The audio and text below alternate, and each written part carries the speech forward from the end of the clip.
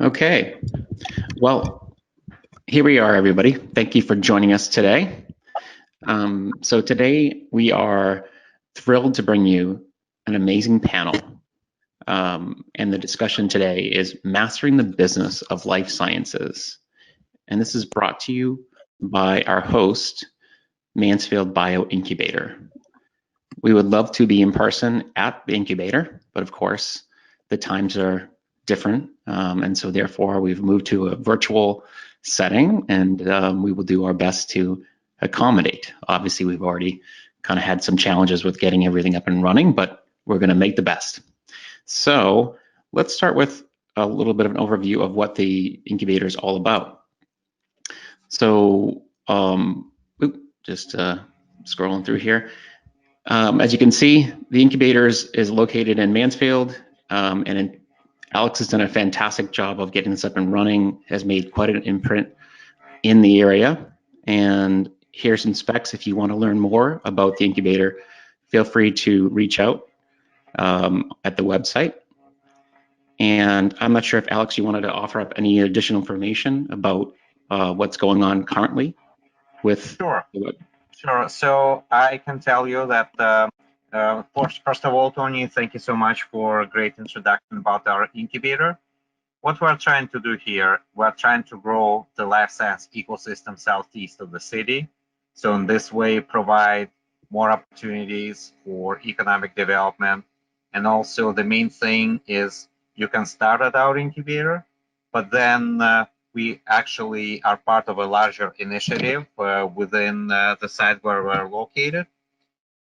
As you can see here on the bottom, there's a master plan to develop all 63 acres of the space, consisting of the buildings, R&D, and what you can do, you can start as an incubator company and then expand into a pilot manufacturing suites that we'll be building this year.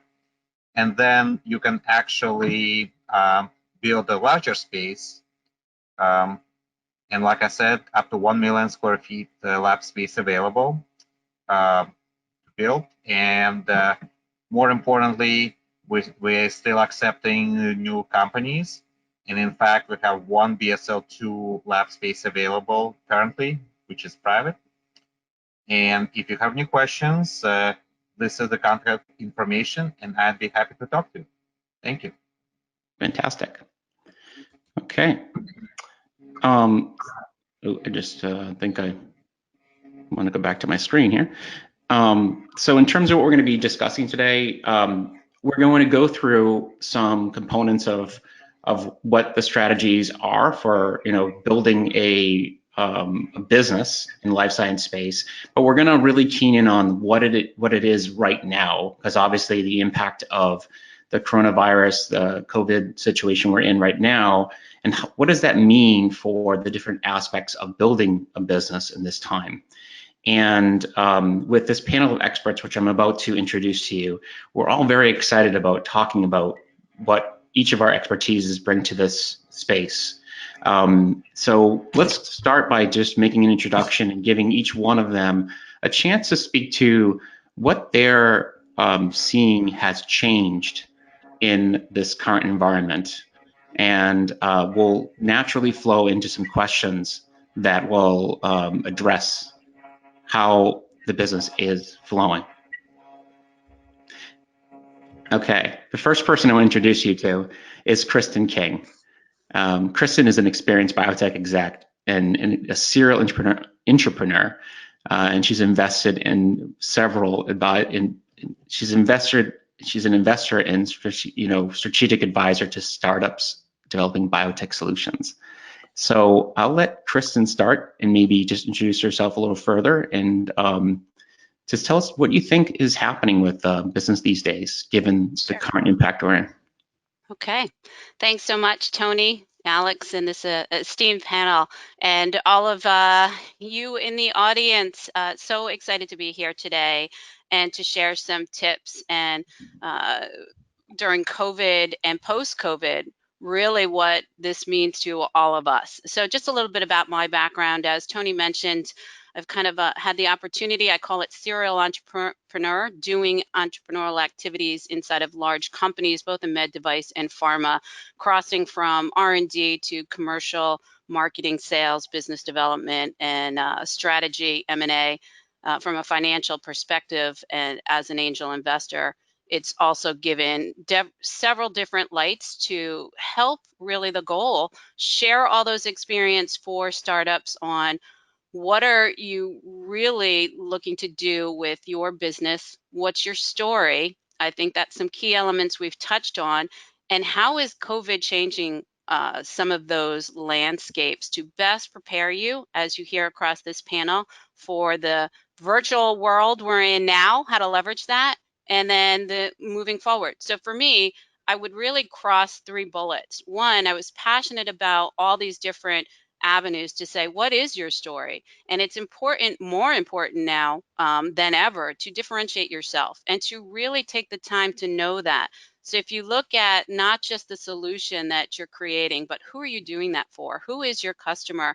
And looking at that as the central part of your story and being able to take that and go deep on what does that mean to the investors you're pitching it to?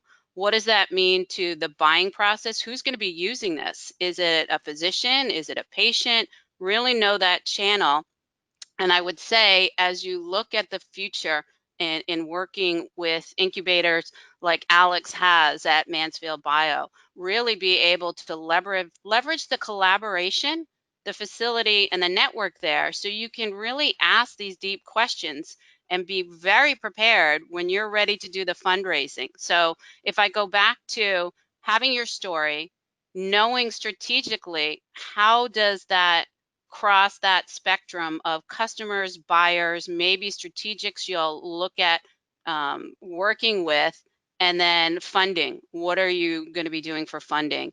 With COVID, I would say the other piece is from a regulatory and clinical collaboration.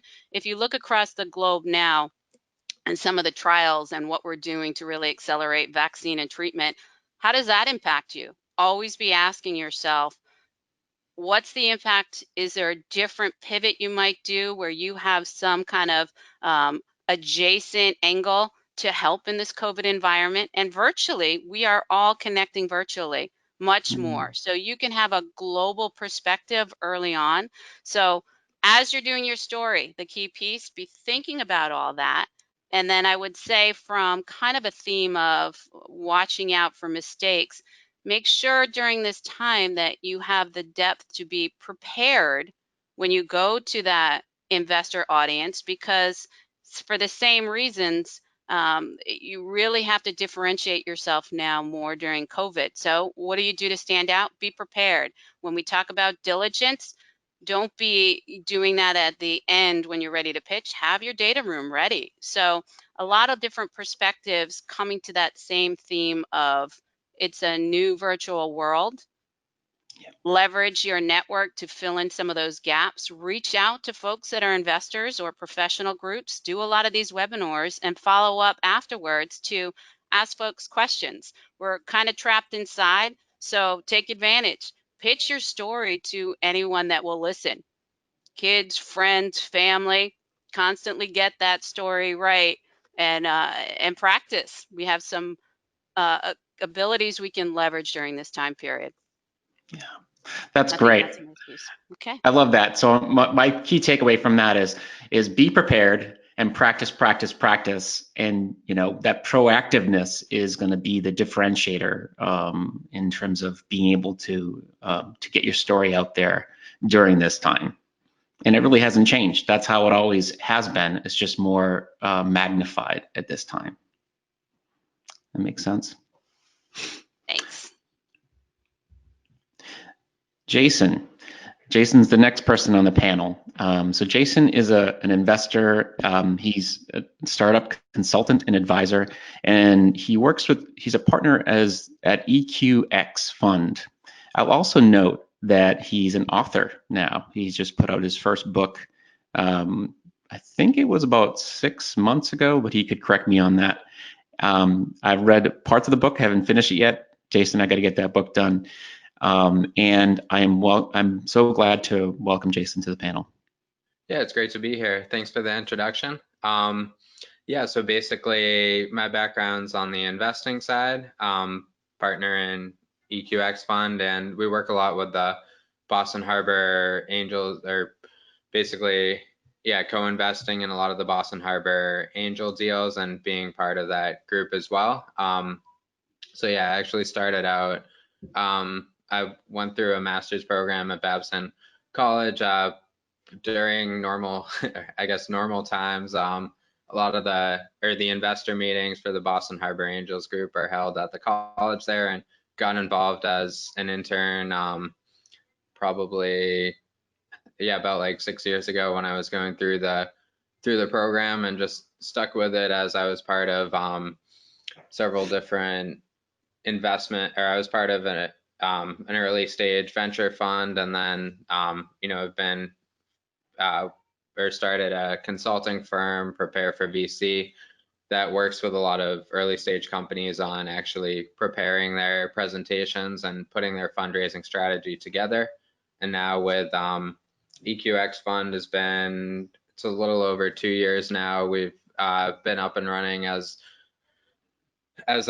so far it's basically a micro VC model where putting checks into, or basically angel size checks into deals, bringing a lot of them through the Boston Harbor Angels, and sort of co-investing with the group there. I'd say the main, again, talking about where the COVID angle comes in the main times, we're looking for that story that Christen touched on of how or why is there a real problem that your company is solving, and like what the market is looking for there. We're looking for the next phase of the story in terms of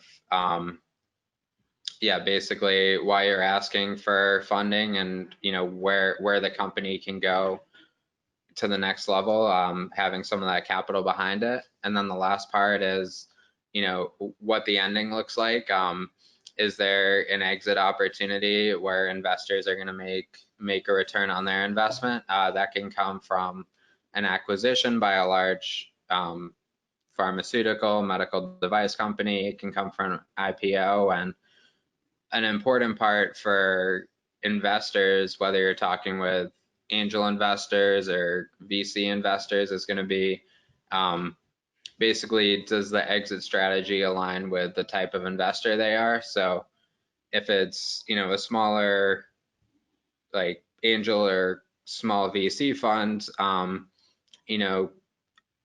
lot of times it's more the companies that have a exit potential with taking on less capital and being sold in earlier trials, or have other ways to get to an exit with like less capital behind them, are more attractive, versus for a VC fund, if fundraising isn't as much of a risk because they can put more capital into the company, they're more looking for what can be the next billion-dollar opportunity, no matter how much capital it takes. And I think where the story changes right now is, every investor pitch you go into, they're going to ask how COVID affects your business. So sometimes, and I think it can fall into three categories there. Either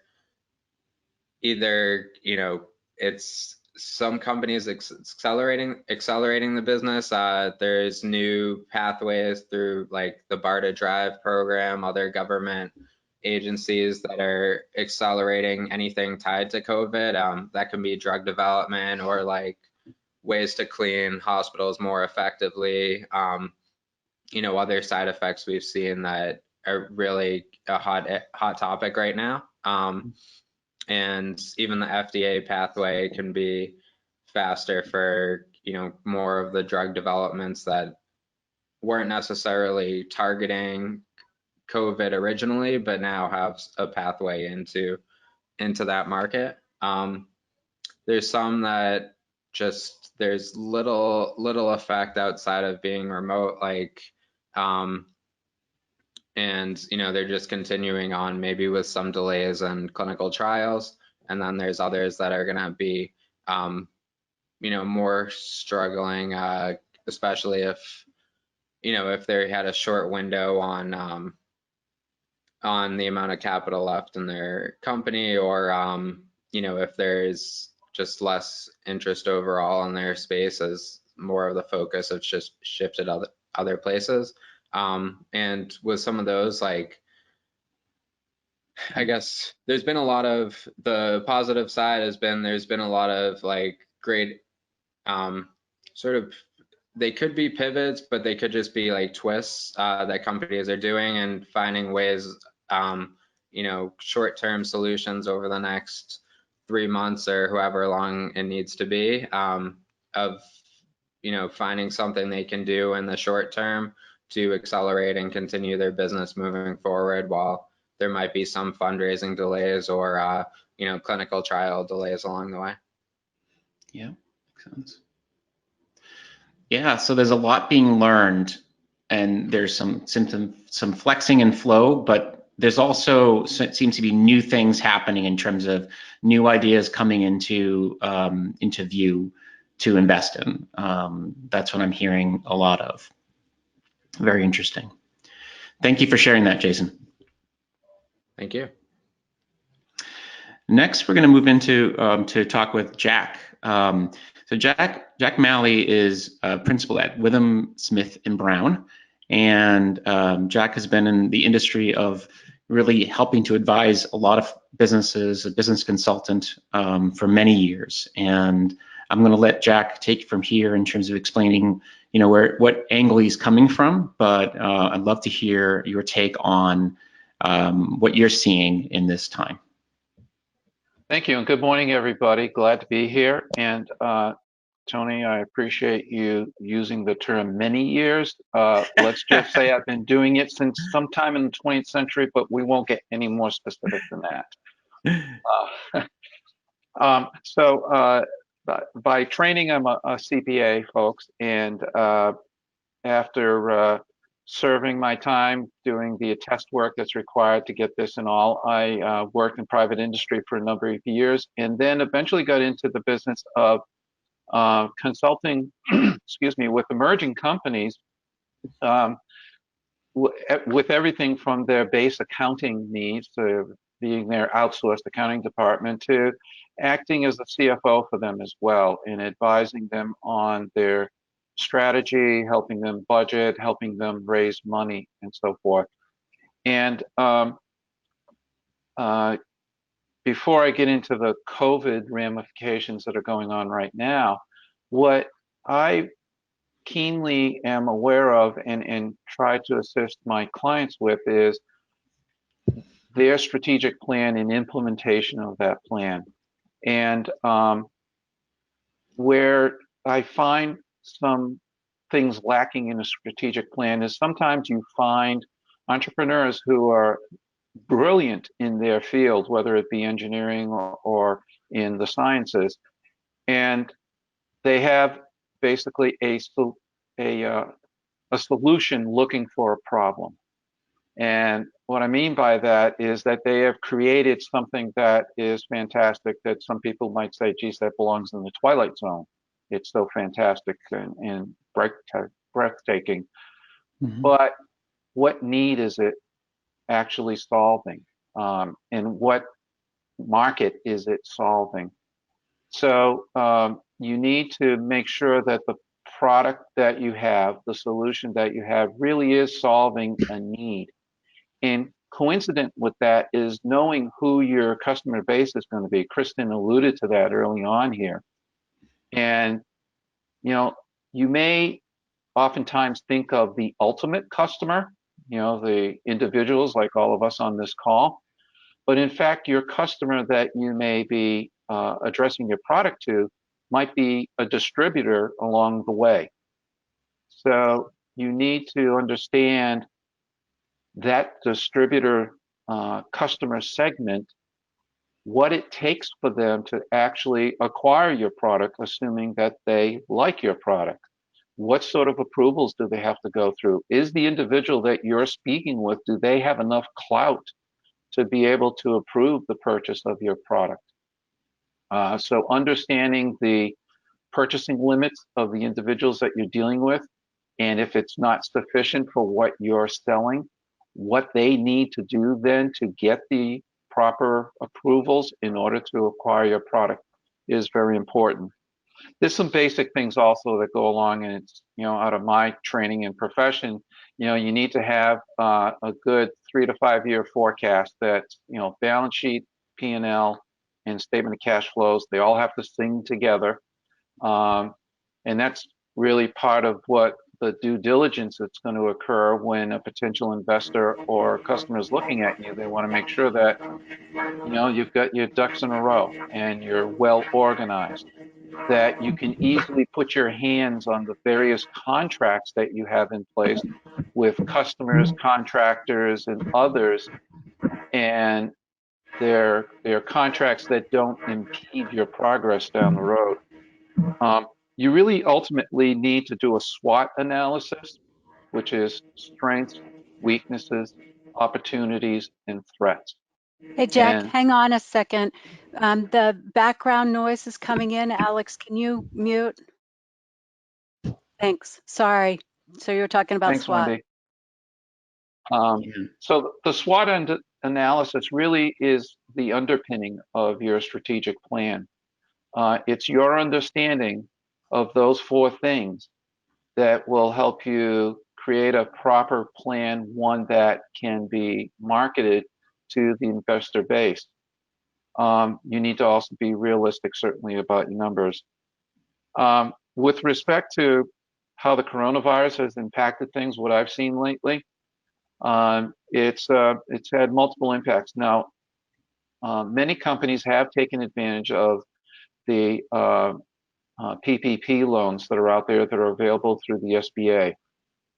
And that's another one of those items where the devil's in the details. Wonderful to get the money if you've received the money, then to apply for the forgiveness at the end of your 8-week term. There are rather honestly complicated schedules that you need to complete in order to prove to the bank that awarded you the PPP loan that you in fact have used the money for appropriate needs. So there's that. Where else have we seen an impact? With valuations. So, and I see valuations in 2 areas. Companies who will award stock options or stock to their employees will need to have a Section 409A valuation done, which is an independent valuator will determine the price of your common stock. The IRS requires that kind of thing to ensure that you're issuing the stock or the options at the fair market value.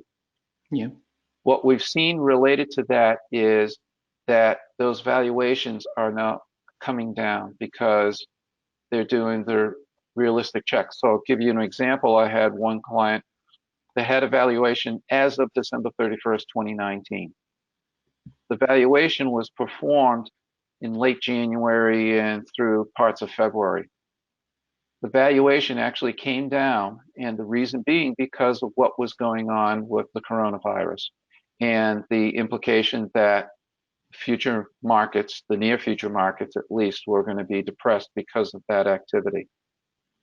It's also having an impact on being able to raise money, whether it be by convertible debt or by investor stock, whichever the case might be. Investors, I'm finding, generally are taking longer to evaluate what's going on. They're doing it certainly to have more scrutiny on what you're presenting to them, but they're also doing it because, the world is changing day by day, given what's happening with this virus. So in part, they're delaying because they're waiting to see and hear the next best thing about what's going on with our environment. Yeah. So that's all I have to say for now. Yeah, I mean, it's there's so many things that you've touched on that are really powerful. I mean, the things that I see from what you just talked about is that it's really hunkering down and knowing the needs of not only your customer but your customer's customer, and understanding your financial picture very well. Again, more magnified now than ever before, and the financial markets have definitely become more sensitive in terms of raising money and things like that. So I'm definitely keen to that. And the PPP situation, challenging for sure. And measuring that and understanding that really well is important. So a lot there, Jack, and I appreciate your insights. Thank you. Wendy Pease, owner of Rapport International, a company that is very interesting, doing translation work in many different languages. I love your posts that are full of some great insights. So if you haven't followed Wendy yet, you have to start following Wendy. And I'm never going to do justice to what Wendy does, so I'm going to let her explain all the things that she does around global communication, around translation. So Wendy, please take it from here.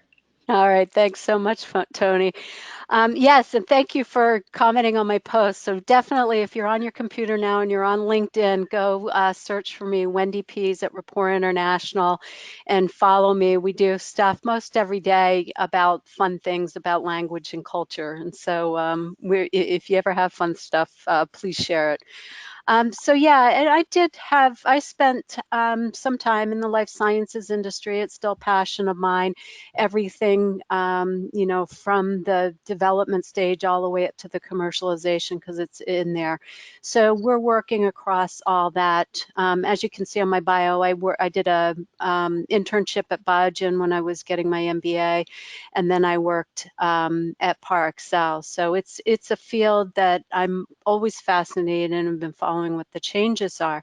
So just to elaborate a little bit more, we do everything from highly technical patent research where there may not be a term in another language, and we'll work with the company to come up on how to do applications. We do regulatory, we do clinical trial, patient recruitment, and all the way up to commercialization when we have, authorizations or instructions for use. So all along the developmental stage we work. And last year, we had the opportunity to gather at the Mansfield Bio-Incubator, and it's a wonderful space. So, right now, we don't have the chance to actually be there or see it, but if you have the time to do it, he's got some capacity, and there's even enough security where he could do COVID research. So it's so worth checking out if you want to avoid all the traffic and going into more congested areas. It's a good opportunity. And so in thinking about last year versus this year, I kind of reflected back on that, and it reminded me of some discussions that we had in business school about companies that were global. And, we talked about it, whether they were globalized or multinational. And so when you have a multinational company, you have more regional managers or country managers. They do their own marketing. They kind of run their own distribution. So they're running within their country. And a globalized has more of a global head. They've got people that are thinking through the messaging that they're doing and the distribution channels, and they're making sure that it's working across the globe. And there was reasons for picking whether a company was going to operate multinational or globalized.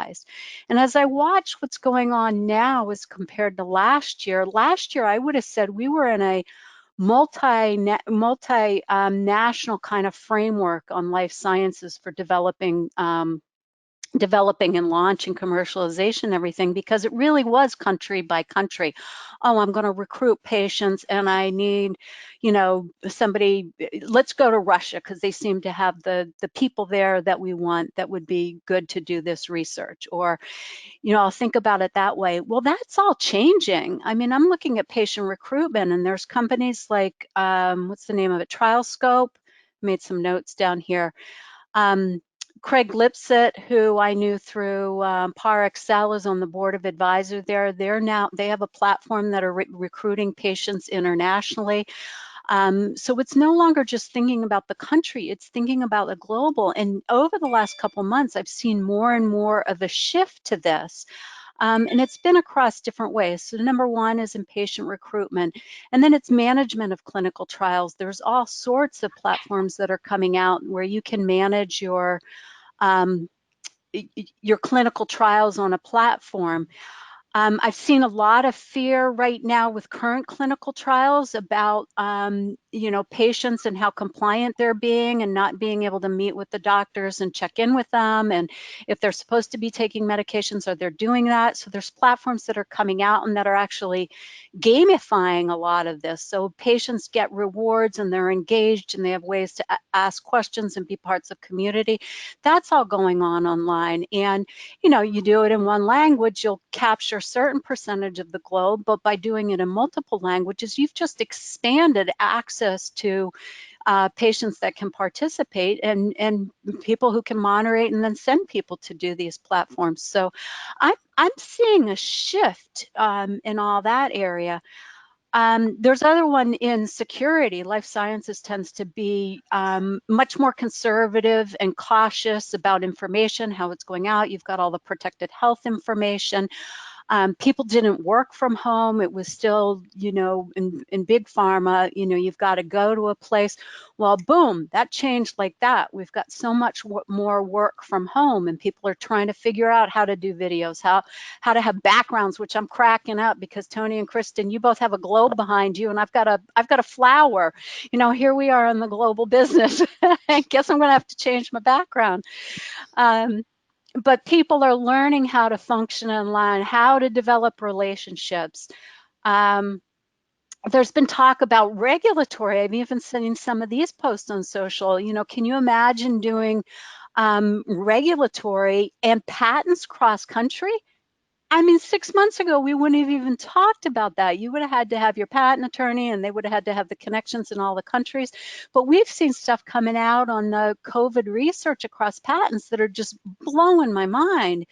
And then talk about a global regulatory. So this is all the what could this change and what does this mean for healthcare and clinical trials going forward? So if you're starting out on this with strategy, also kind of take the blinders off as to how it has been done and start following people like Craig Lipset and, connect with me on LinkedIn. And if you want connections to anything to find out about this information, let me know.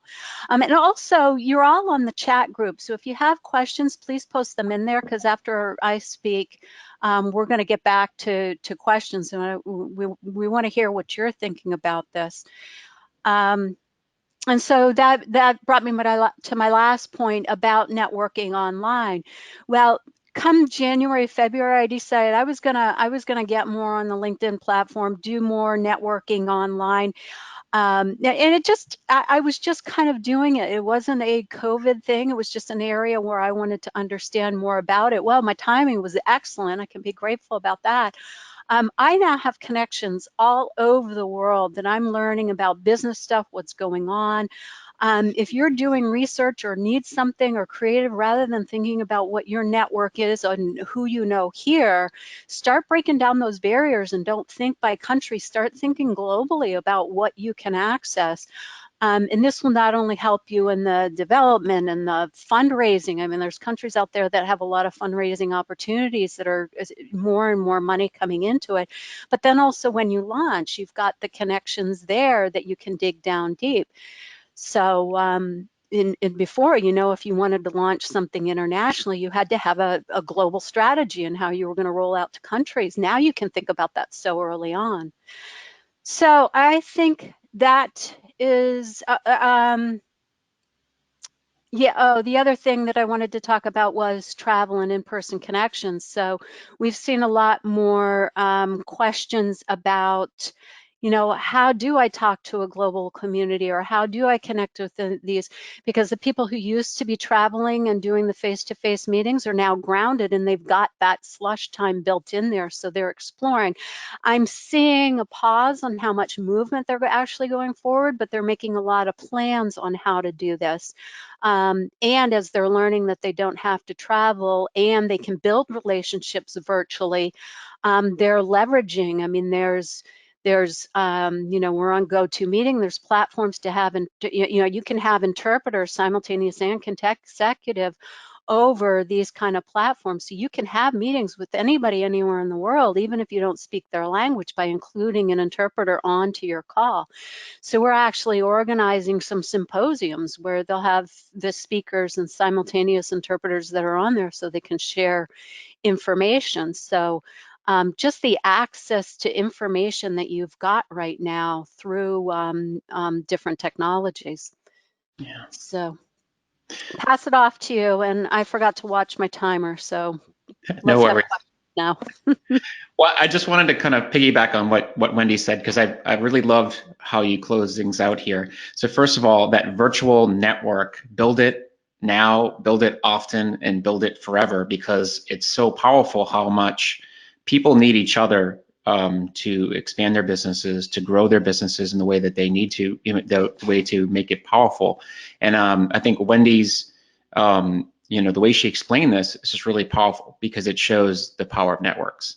And there's something that I've been leaning to a lot, because, you know, in my work, I'm a coach, and I do a lot of work around thinking differently, and thinking differently is really a great way to look at this situation.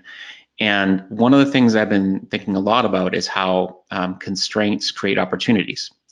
And that's summarizes a lot about what everyone on the panel has just talked about, is that the opportunities that have arisen from the situation have been powerful.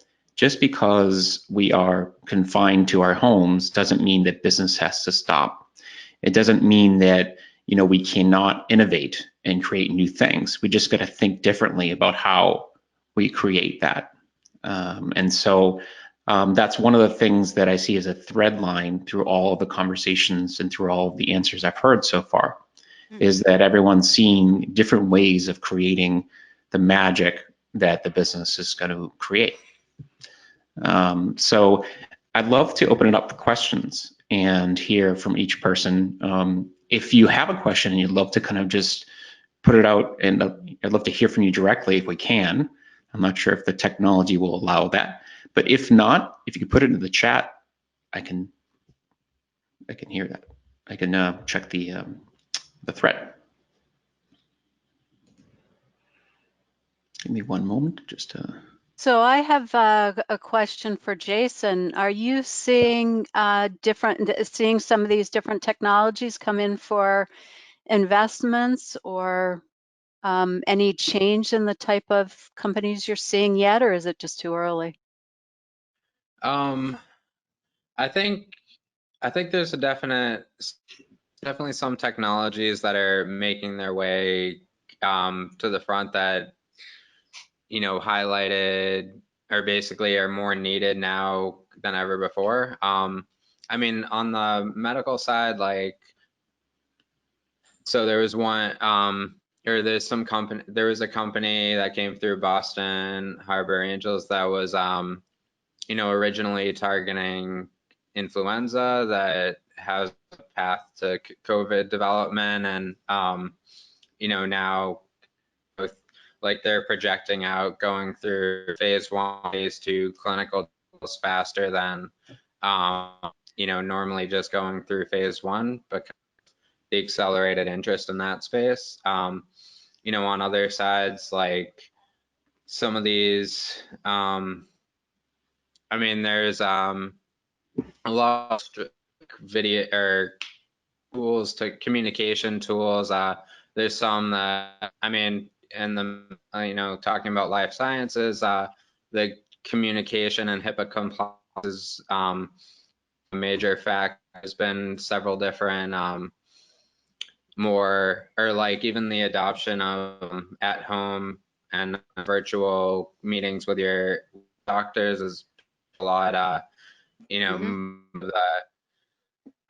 most of the medical practices that weren't offering those services before have now, you know, started remote access and trying to keep people home and still being able to put them in touch with their primary care and other providers there. And yeah, I mean, just like also other enabling technologies, like, I mean, we're on GoToMeeting now, but there's also and you know, Zoom's grown a lot in popularity, but there's some other startups too that have been focused more on like live streaming and other services and other ways of even like making some of these meetings more interactive, you know, that are gaining popularity now as well. Wendy, what I've seen is with one of my clients in particular that's in the health IT sector, that the follow-up on clinical trial and drug use is being now gone virtual. That this organization has an ability to create basically a decentralized registry, patient engagement software, so that they can follow up remotely with how patients are doing with the administration of the drugs that they're taking, whether it be in a clinical trial or post-market acceptance, and allows the pharmaceutical to be able to monitor, number one, how successful their drug continues or is continuing to be, and how that stands up versus the competition. And what happens is that my client works with the pharmaceutical to design the questionnaire, so to speak, that can be administered remotely.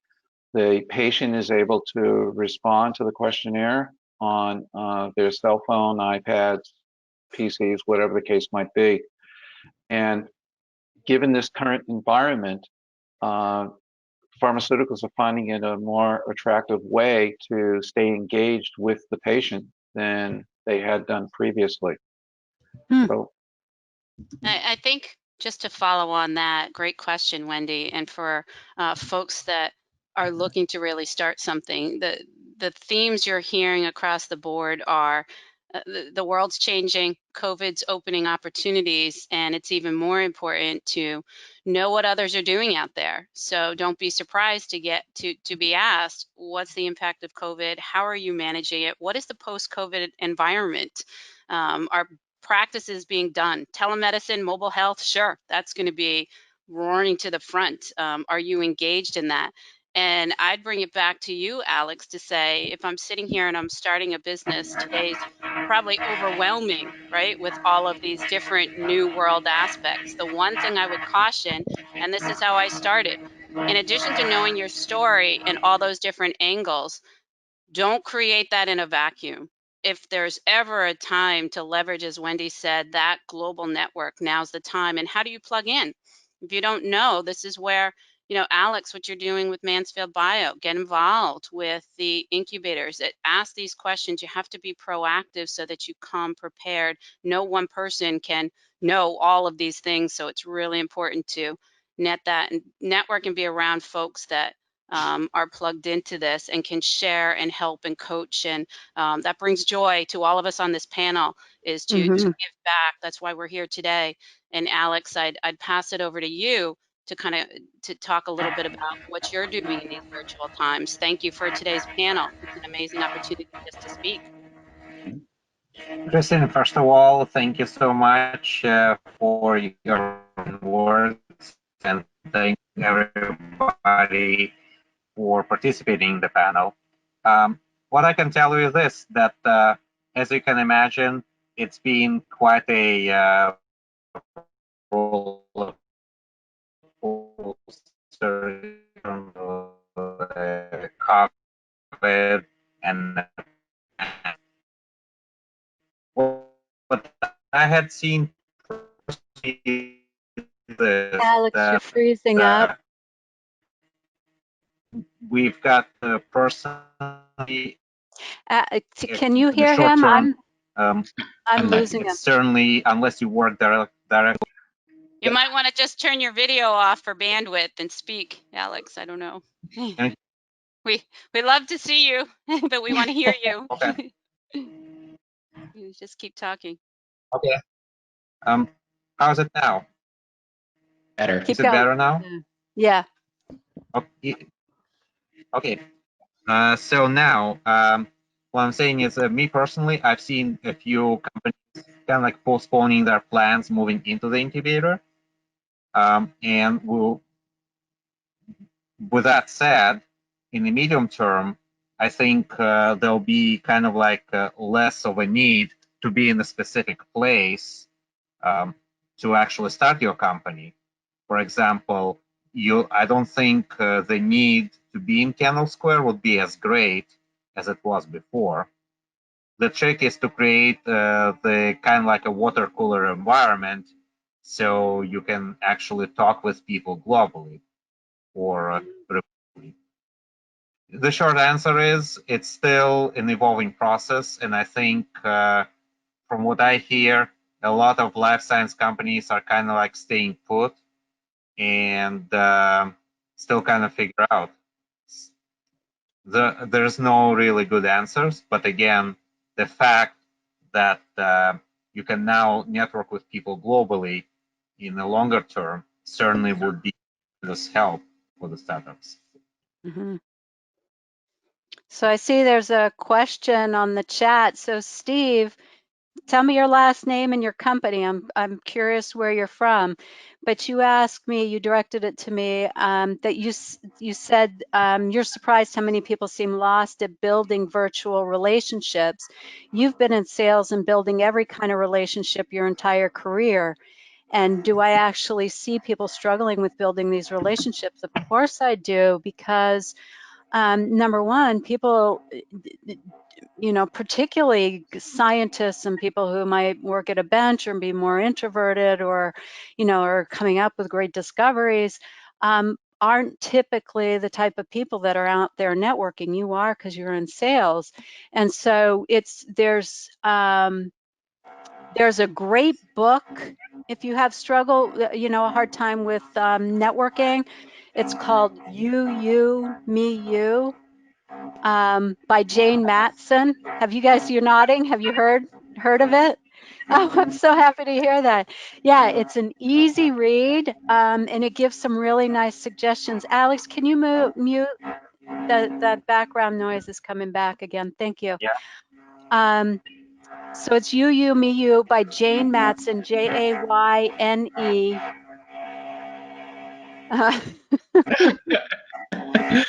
Poor Alex. No, I know, Alex. He's got the bandwidth problem today. Alex, you got to mute yourself, not just turn off the video. Thank you.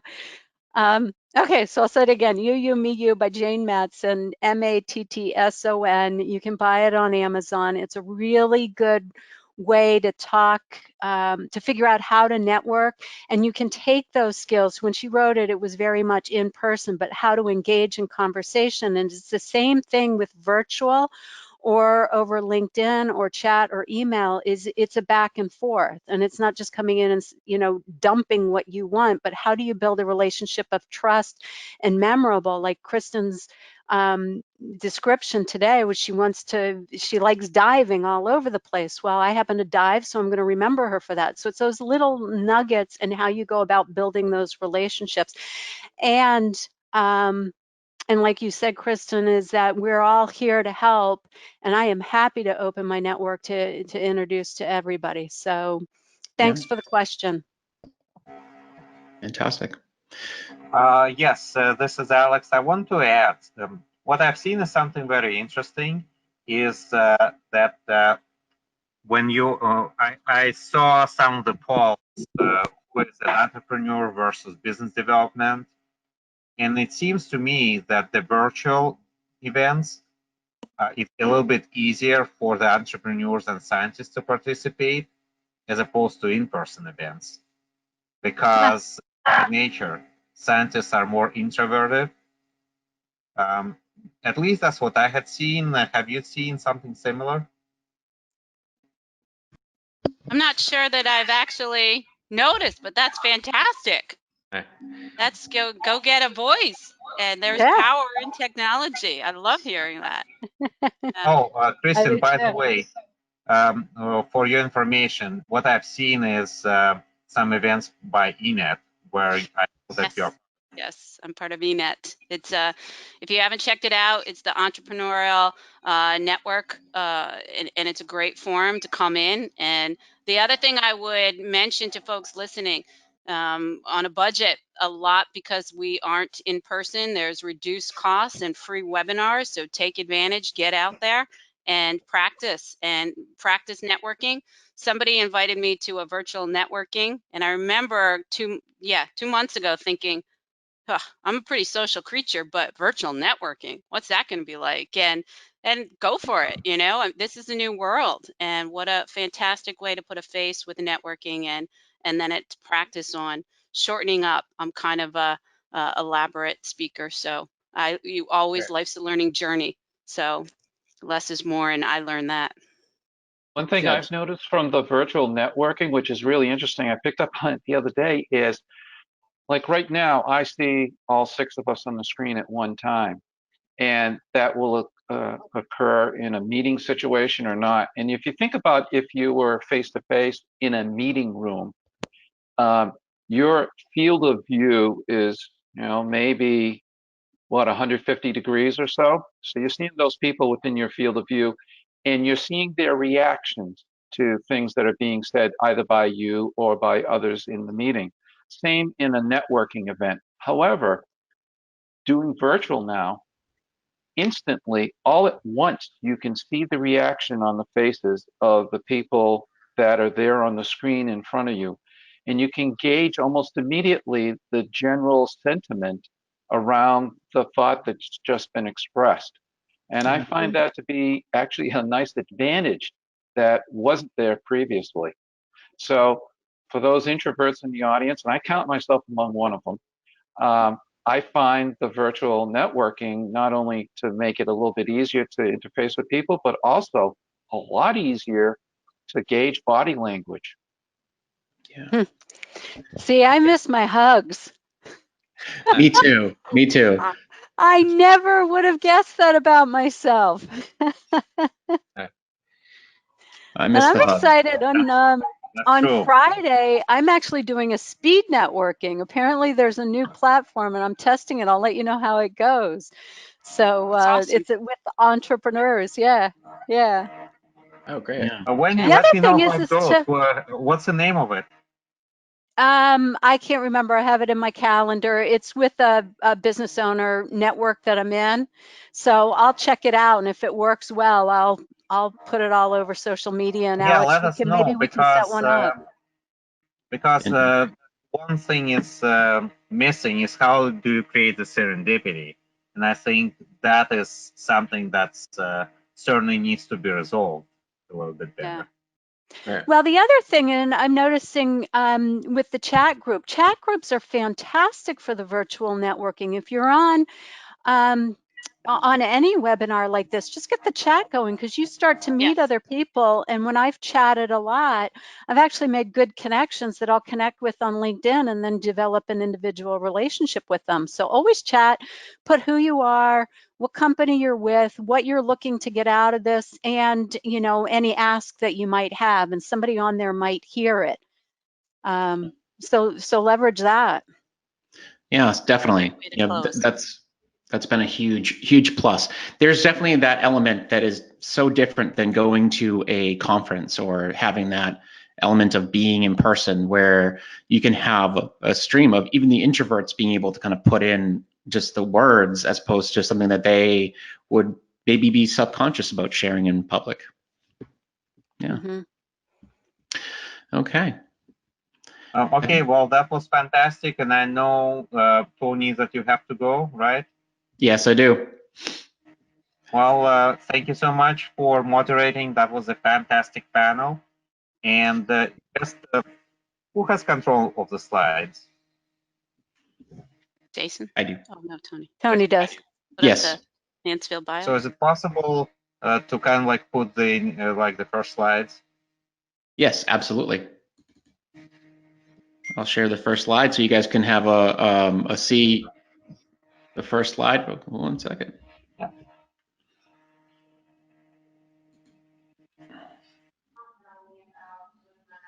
And let me just share.